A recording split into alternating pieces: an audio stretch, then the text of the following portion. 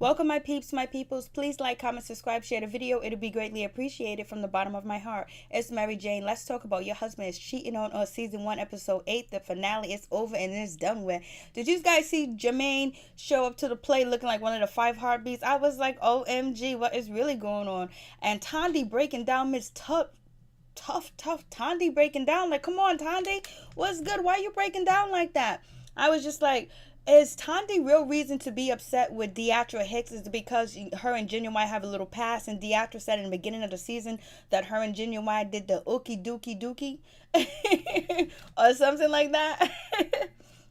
Well, they did something, and so maybe that's the real reason why Tandy is upset with Deatra, because Leah ain't even bothered. Leah ain't even worried about it, and just to see Tandy just so upset and so mad and wanting to come after Deatra Hicks and fight her twice, like how does she really get under her skin? But at the end of the day, they do make up. So I'm like, okay, that's good. I wonder how Jermaine feels. Does he feel like, damn, he should have put a little bit more effort into it? He should have maybe got a new cast, a new part or something. That does he feel left out? Does he feel like he should have belonged in the play?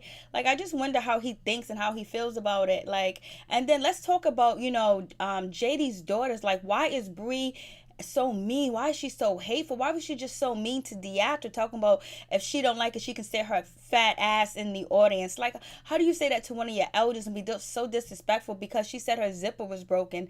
Like, come on. Like, JD, why you got your daughters out here on TV just spearing just hatred? Like, your daughters are not even sensitive.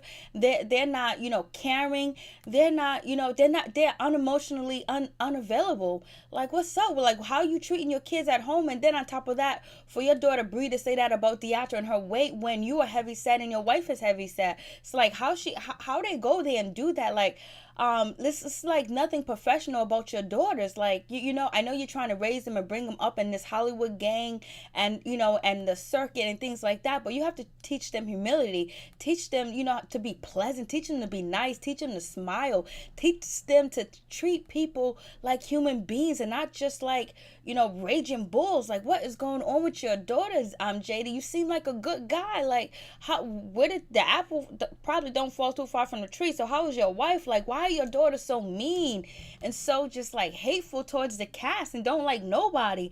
I'm just like, yo, that was way too much. And so, anyways, we get it started. We get Deatra Hicks. She ain't even staying in the house no more. She's staying at the hotel and she's loving it. She's in a nice hotel with her own shower, her own bathtub, her champagne, her Jesus wine, she said. And all she's waiting for her crackers and she has her TV. But Leah ain't hearing it. Leah was like, okay, like you and Tandy can talk about it. You guys can work it out. Tandy's just upset because she knows what's been going on between us all these years. And, she was my outlet. And so now, she shouldn't have been in the conversation. She shouldn't have been in the room. And it shouldn't have went down like that. And you shouldn't have to leave Deatra. But Lee was like, miss me with that. You from Harlem. Ain't no Deatra scared. Ain't nothing about Deatra scared. She's just using the situation to get herself up in a hotel, and she did. Sometimes you gotta use what God give you. God give you some fruits. You gotta multiply them things, and she multiplied it into a hotel room by herself. But it was like, damn, she had to really go there because Tandy did try to fight her. She had Jermaine after her, but it seems like at the end of the day, Jermaine, he made up with Deatra Hicks at the end. He even called her when the script lines would change and things like that. And at the end of the play, he went to go talk to her and give her some support too as well. Even though he came there to support Christian, and then see how Deatra, she helped and she supported Tandy while she was going through her little breakdown, but she was gonna make it through.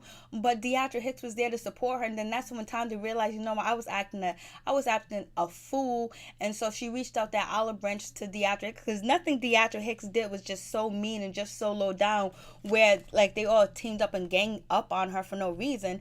Like, she's loud, she's obnoxious and things like that, and she has a really bright, big personality, but her and Jermaine was just alike. So I'm just like, what's really going on? So Deatra, she's in a hotel room, she's chilling, she's doing her thing, and so Tandy and Lee in their room talking, and Tandy was like, I don't care, good for her, I'm glad she's gone, I'm glad she's not here. So it is what it is with that situation. Tandy was like, I don't care, and so Lee was like, yeah, I know she's enjoying that flat screen TV, why I gotta watch this TV show on my phone. um And so we get, so now we get to the next day. They're getting ready for rehearsal. And so that's when Deatra Hicks, she pulls, JD to the side and was like, yo, let me tell you, I had to stay in the hotel last night because, Tanti tried to fight me. She tried to attack me again. I don't feel safe. All that, all the hoorah, hoorah, hoorah. But, Deatra's not a young girl either. You know what I mean? So her fighting Tandy, you see Tandy's booty, you see them thighs, that's nothing but strength and power in them legs. You see her arms? Lord have mercy. So, JD was like, well, you should have called me. I would have came right over. She was like, you done came enough. You done did enough. You done tried to separate us. You done tried to, have kumbaya moments between us, but it just ain't going down. So I'm staying in a hotel. So I bet JD did fuck over the money for the hotel, or maybe Bravo fucked over the money. Wasn't that much because she didn't stay there that long, but to the end of the time, till the show was over, she stayed there. And so that was cool. And JD was in his confessional talking about, I'm tired of, I can't be bothered with this schoolyard fight going on. He was just like, oh my goodness. And so that's when, Tandy was like, she messed with the wrong bitch on the right day. I was like, oh no, she did not go there. People were saying that Tandy wasn't going to bust a grape. She was just all smoke. She was just all huff and puff. I don't know. It seemed like she was really mad that she was thinking about Genuine in the back of her mind. Get over here. So I was just like, uh-oh, here we go. And so, but I think Tandy realized that it looked bad and it looked embarrassing too. The way how she came after Deatra and wanted to fight her twice, and then at the end of the day, Deatra was there to support her. So I think she felt like, I shouldn't have did what I did because Leah ain't even tripping. Why am I tripping? So that makes me believe that maybe some of the anger and the animosity that, Tandy had for Deatra has to do with the little Genuine thing in the beginning when they talked when Deatra said that, she had a little something with, Genuine. So I don't know. And so now we get to, rehearsal. What's his name? Tony. He's on book. He knows all his line. He's just magnificent. He is just excellent. His brain is on point. He can just remember everything and anything.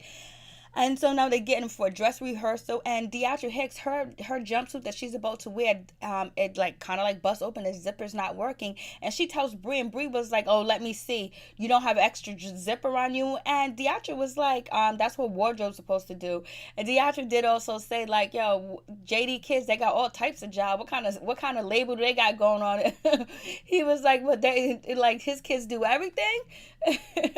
So anyways, moving on from that, so, Brie was like, let me see it. Like, she was checking. She was like, I'm a seamstress.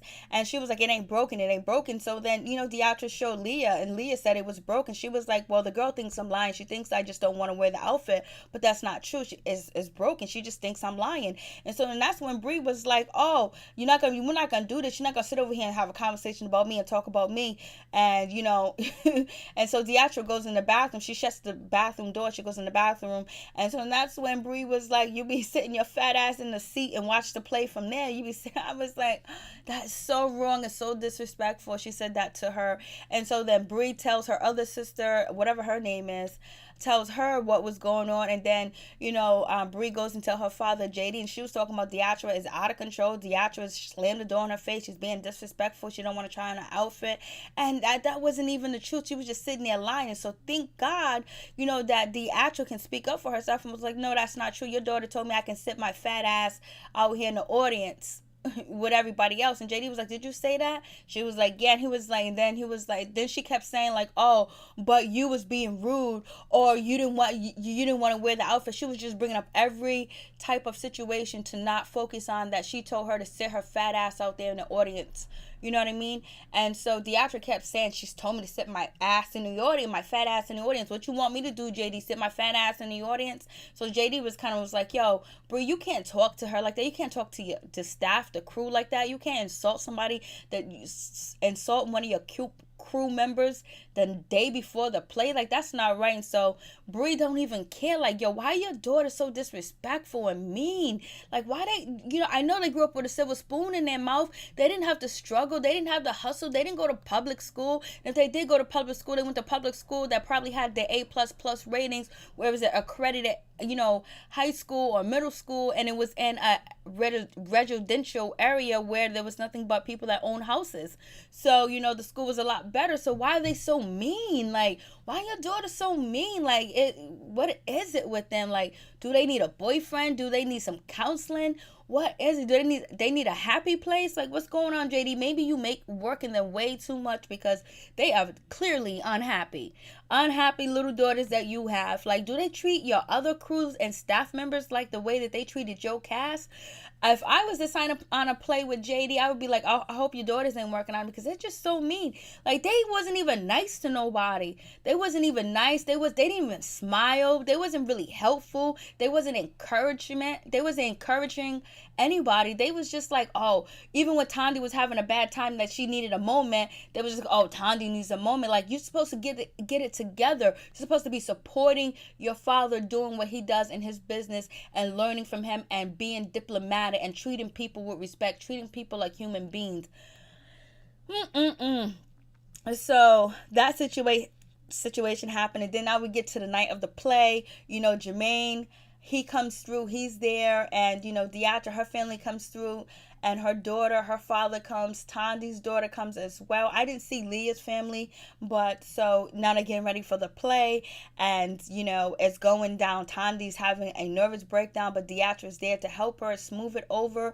JD comes down, give her some support, show her where her clothes are. Tandy was just like, I don't know what my clothes are, I don't know what outfit I'm wearing, this and that, because she really couldn't get anything from the daughters. The daughters didn't want to take time to go over her outfits with her, her change. Like, come on.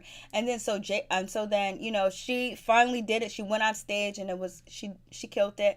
Genuine, his mic kind of like messed up a little bit, and he played it off with Leah. They did they improvised really, really good, and so everything went well. Like, so the play went off without a hitch, and Deatra Hicks, she closed the show with her singing.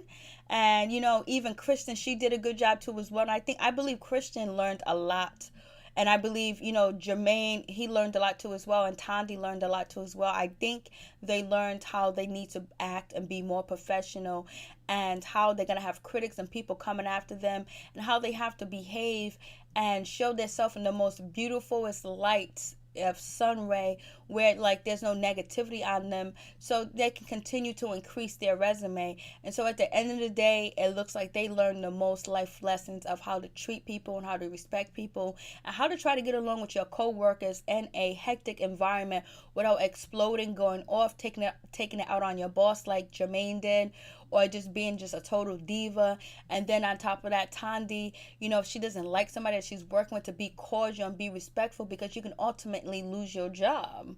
And not letting people get under her skin, and not holding all that animosity and anger. And like, Tandy should be happy two women want to come together after, a man that cheated on both of them, had babies with both of these two women, and played them against each other, that, they're trying to bring their blended families together. So hopefully at the end of the day, Leah and, Diamond and, Deatra Hicks and Leah's son, they all, can make up and, get to know each other, and just show the world, like, what, sometimes we make bad decisions, things happen, we get played, but you know what, we still got the same blood, and we still gonna stick together and be family. So that'll be cool if that actually does happen. And I'm looking forward to seeing the rest of these people, acting and doing plays, and maybe on some TV shows, or maybe there's another a play too coming with, these same characters and actors, because we all learned with them. We learned a lot from them, and we learned that their attitudes. But Tandy, without her afro wig, she looks so different. It was really hard to tell who she was. I was just like, damn, she looks mad different without all that hair. So then Genuine comes through. Genuine gets in his confessional, and he has on that fur coat. I was like, he's just doing the most with his fur coat on. I guess he wants to let everybody know he still got the money. He's still it. So we see that, Genuine and Tandy's still supposed to be messing around, or they might have something going on continuously. And people are saying that they're in a relationship. So that's good for her, So all in all, it was a good show. it could have been more consistent because it was on for a while, then it went off for like 3 weeks, and it came back on, then another day went back off, and then it doesn't come on until like 12 a.m. like in the morning. Like, okay, look at Jermaine. And Lee was like, listen, I ain't here for none of this. I already been through everything with Tony Grant. I did this, I did that, I've been mistreated, I've been through it all, and I'm not trying to give no more negative energy to the past. I'm trying to move on to the future. I'm trying to have a better life. I'm trying to make new things and make things grow. I was like, go Leah. Leah was killing it though. Peace. I'm out. One love.